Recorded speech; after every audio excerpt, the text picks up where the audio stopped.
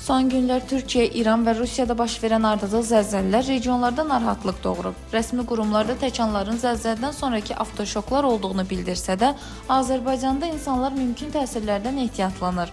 Qonşu ölkələr tez-tez silkelənməsi Azərbaycana da təsir edə bilərmi? Bölgə TV xəbər verir ki, bu barədə danışan biomüxtəliflik üzrə ekspert, ekoloq Arzu Mustafayev deyib ki, Türkiyədə 3 əsas fay xətti keçir.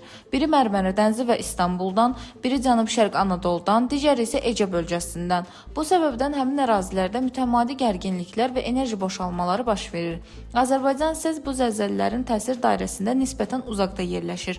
Ölkəmizdə də aktiv seysmik zonalar mövcuddur. Məsələn, Şamaxı İsmayıllı, Şamaxı Ağsu qırılma sahələri, Xəzər akvatoriyası və Kiçik Qafqaz bölgəsi belə zonalardandır. Lakin verilən məlumatlara əsasən bu ərazilərdə ciddi gərginliklər müşahidə olunmur. Hiss olunan və olunmayan gündə yüzlərlə kiçik zəlzələlər baş verir ki, bu da yer qabığında yığılan gərginliyin tədricən boşalmasına səbəb olur. Bu əslində müsbət tendensiya sayılır, çünki gərginliyin birdən-birə qırılmaya gətirib çıxarmasının qarşısını alır. Ekspert qeyd edib ki, hazırda dağıdıcı zəlzələ riski barədə elmi əsaslı xəbərdarlıq yoxdur. Bununla belə, bütün hallarda əhali və tikinti sektorunun nümayəndələri tərəfindən seysmik təhlükəsizlik qaydalarına ciddi əməl olunmalıdır. Mənzil və ya yüksək mərtəbəli bina inşa edən şirkətlər istifadə etdikləri materialların keyfiyyətinə, eləcə də onların zəlzələyə davamlılıq standartlarını mütləq riayət etməlidirlər.